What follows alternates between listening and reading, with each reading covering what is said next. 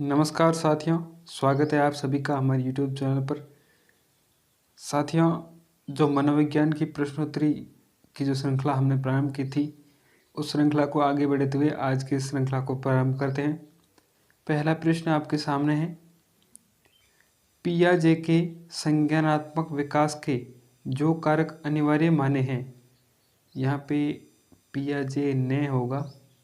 पियाजे ने जो संज्ञानात्मक विकास का सिद्धांत दिया था, उसमें जो कारक अनिवार्य माने हैं उनमें से नहीं हैं। जैविक परिपक्वता, भौतिक परिवेश के अनुभव, सामाजिक वातावरण से प्राप्त अनुभव, कक्षा कक्ष के अनुभव। साथियों, जो पियाजे ने संज्ञानात्मक विकास सिद्धांत दिया था 1932 में, इस सिद्धांत में हो इन्होंने 3 कारक थे, उनको बहुत महत्वपूर्ण माना। तो इस प्रश्न का जो सही जवाब ऑप्शन नंबर चौथा सही होगा, क्योंकि कक्षा कक्ष के अनुभवों को है वो पियाजे ने महत्व नहीं दिया। पियाजे ने जैविक परिपक्वता का मतलब है को शारीरिक रूप से परिपक्व, उसके बाद जो भौतिक वातावरण उससे जो भी अनुभव प्राप्त होते हैं, फिर सामाजिक वातावरण से बालक जो भी सीखता है, इनको है वो अपने संज्ञानात्मक विकास सिद्धांत में शामिल किया था। आगे बढ़ते हैं, अगला प्रश्न, संवेगात्मक शक्ति का सर्वाधिक प्रभाव किस अवस्था में होता है? किशोरावस्था, बाल्यावस्था, उत्तर बाल्यावस्था, प्रौढ़ावस्था। साथियों, जो संवेगात्मक विकास होता है उसका जो सर्वाधिक प्रभाव है वो है वो सर्वाधिक किशोरावस्था में होता है, क्योंकि संवेग अगर हम बात करें तो सर्वाधिक अस्थायी तो शैशव अवस्था में होते हैं, सर्वाधिक अस्थायी शैशव अवस्था में होते हैं, लेकिन इनका जो प्रभाव है वो सर्वाधिक किशोरावस्था में पड़ता है, क्योंकि संवेगों के कारण है वो बालक के जो विचार है या फिर जो शारीरिक परिवर्तन होते हैं उन सभी में है वो एक उथल पुथल सा है वो काल होता है। अगला प्रश्न है, बालक का विकास प्रभावित होता है वंशानुक्रम से, वातावरण से, वंशानुक्रम और वातावरण दोनों से, उपरोक्त में से कोई नहीं। साथियों, जो विकास होता है ये वंशक्रम और वातावरण दोनों से प्रभावित होता है। ये इस प्रश्न का सही जवाब ऑप्शन नंबर तीसरा होगा, क्योंकि जो इसके बारे में वुडवर्थ मनोवैज्ञानिक थे, वुडवर्थ ने कहा था कि वंशानुक्रम आत्मा और वातावरण है वो शरीर है। तो इनके बारे में ये भी पूछा गया था कि वुडवर्थ ने वंशानुक्रम की तुलना किससे की है। इन्होंने एक सूत्र दिया था, डी का मतलब है डेवलपमेंट बराबर H/E। H का मतलब होता है हेरिडिटी और E का मतलब होता है इन्वायरमेंट, यानी कि वातावरण। इन्होंने वंशक्रम को बीज और वातावरण को धरती, ये भी माना है। आगे बढ़ते हैं साथियों, अगला प्रश्न है कि किशोरावस्था की विशेषताओं को सर्वोत्तम रूप से व्यक्त करने वाला एक शब्द है। विकास, परिवर्तन, समायोजन, स्थिरता। साथियों, अगर हम बात करें तो विकास तीनों अवस्था में पाया जाता है, किशोरावस्था की विशेषता नहीं है। अगर परिवर्तन की बात करें तो ये इस प्रश्न का सही जवाब है, क्योंकि एक मनोवैज्ञानिक हुए थे बिग और हंट, इन्होंने कहा था कि किशोरावस्था को व्यक्त करने वाला एक ही शब्द है और वह है परिवर्तन, क्योंकि इस अवस्था में बालक में है वो विभिन्न प्रकार के परिवर्तन होते हैं। अगर बात करें समायोजन की तो ये किशोरावस्था में समायोजन नहीं होता है, समायोजन है वो बाल्यावस्था में पाया जाता है, लेकिन किशोरावस्था में समायोजन है वो बिल्कुल नहीं होता है, क्योंकि इस काल में है वो बालक अलग अलग परिवर्तनों के कारण है वो संवेगात्मक उथल पुथल के दौर से गुजरता है। अगला प्रश्न है साथियों, किशोरावस्था में चरित्र विकास प्रभावित होता है समाज से, परिवार से, मित्र मंडली से, उपयुक्त सभी से। साथियों, जो किशोरावस्था है उसमें जो चरित्र है उस पर जो सर्वाधिक प्रभाव है वो किशोरावस्था में अगर हम बात करें तो इसमें है वो इन सभी का प्रभाव पड़ता है। अगर आपसे पूछे कि किशोरावस्था में सर्वाधिक प्रभाव किसका पड़ता है तो किशोरावस्था में सर्वाधिक प्रभाव मित्र मंडली का पड़ता है, और बाल्यावस्था में समाज का, और शैशव अवस्था में परिवार का प्रभाव है वो सर्वाधिक पड़ता है। अगर इसके बारे में हम और भी बात करें चरित्र के बारे में तो इसमें है वो संवेग है वो प्रभावित करते हैं, साथ ही समूह ये है वो सर्वाधिक प्रभावित करता है, विद्यालय, परिवार, सिनेमा, साहित्य, ये सब है वो चरित्र विकास को प्रभावित करने वाले तत्व है। अगला प्रश्न है कि निम्न में से कौन सा किशोर अधिगमकर्ता के नैतिक विकास से संबंधित नहीं है? परिवार, विद्यालय, शारीरिक संरचना, सिनेमा और पुस्तकें। तो साथियों, जो किशोरावस्था में नैतिक विकास है उससे संबंधित जो है वो शारीरिक संरचना नैतिक विकास से संबंधित नहीं है, क्योंकि इसका संबंध है वो शारीरिक विकास से है। शारीरिक विकास। सिनेमा, पुस्तकें, विद्यालय, परिवार, इन सब का प्रभाव नैतिक विकास पड़ता है। इनसे बालक को बहुत कुछ सीखने को मिलता है। अगला प्रश्न है कि मैक्ड्यूगल के अनुसार संवेगों की संख्या है 14, 10, 12, 16। साथियों, जो मैक्ड्यूगल थे इन्होंने अपनी पुस्तक लिखी थी 1908 में, जिस पुस्तक का नाम था एन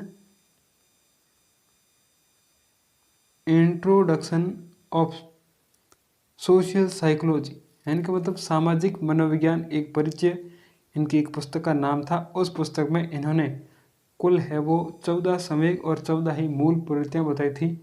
तो इस प्रश्न का सही जवाब ऑप्शन नंबर पहला होगा।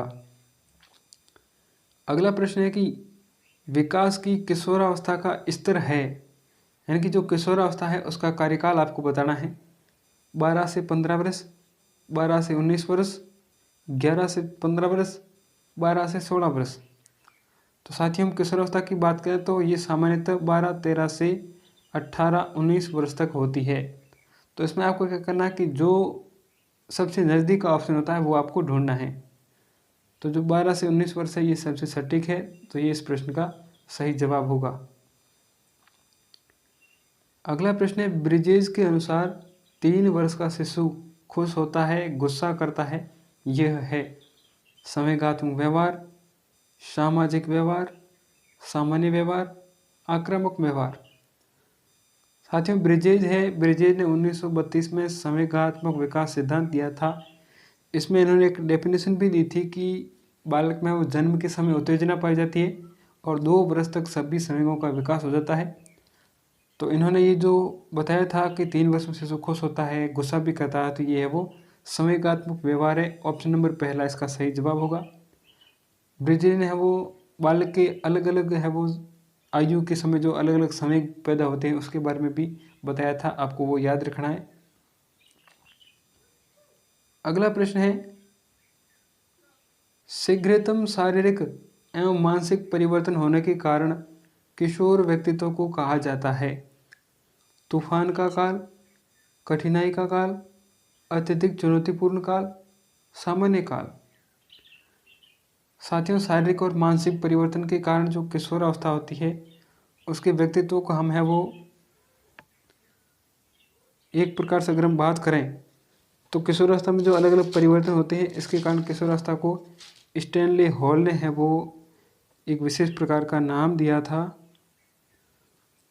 कठिनाई का काल कहते हैं इसे, तूफान का काल भी कहते हैं, अधिक चुनौतीपूर्ण काल भी कहते हैं। तो जो स्टैनली हॉल के हिसाब से इस प्रश्न का सही जवाब तूफान का काल होगा। किशोरावस्था खुशी रहित समय क्यों कहा जाता है? किशोरों की आवश्यकता भिन्न होती है, शारीरिक परिवर्तन से उन्हें नए अनुभव, नई आवश्यकता महसूस होती है, किशोर महसूस करते हैं कि लोग है वो उसे नकार रहे हैं, उपरोक्त सभी। साथियों, खुशी रहित काल इसलिए कहते हैं कि इस अवस्था में जो परिवर्तन होते हैं, संवेग है वो अस्थिर होते हैं, समायोजन नहीं होता है, जिस कारण से है वो एक तरह से खुशी रहित काल कहते हैं। तो ऑप्शन नंबर चौथा इसका सही जवाब होगा।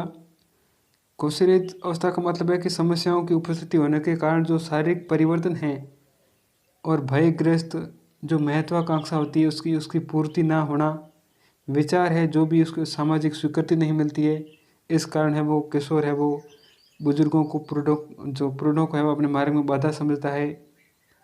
तो इस प्रकार से ऑप्शन नंबर चौथा इसका सही जवाब है।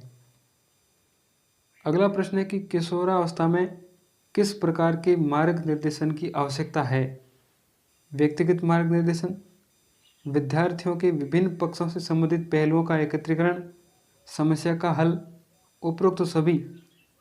साथ ही जो किशोरावस्था होती है उस समय है वो, स्किनर ने किशोरावस्था के बारे में कहा था कि किशोर का है वो अनुभव नहीं होता है, इसलिए उसे वो निर्देश दिया जाना चाहिए।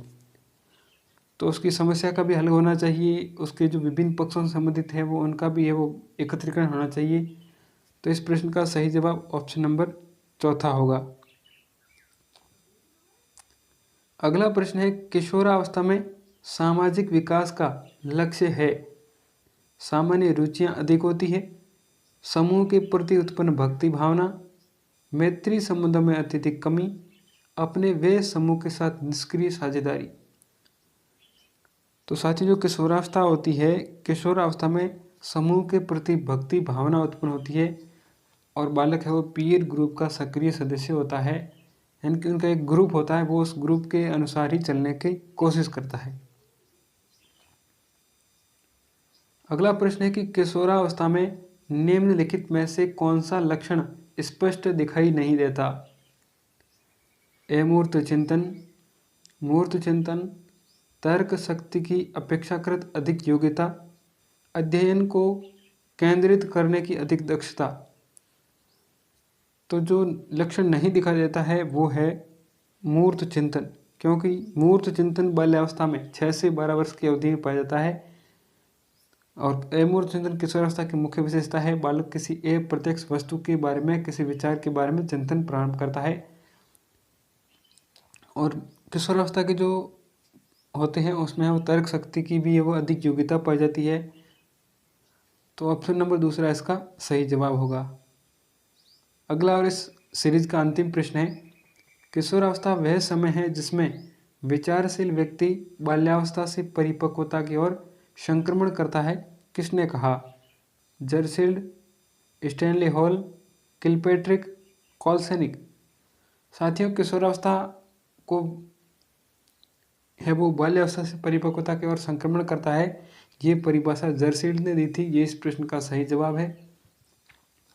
तो साथियों, ये थी आज की सीरीज। आपको कैसी लगी ज़रूर बताएं और वीडियो को लाइक करें, पसंद आए तो लाइक शेयर भी करें, और चैनल पर पहली बार आए हैं तो चैनल को ज़रूर सब्सक्राइब करें। धन्यवाद। जय हिंद।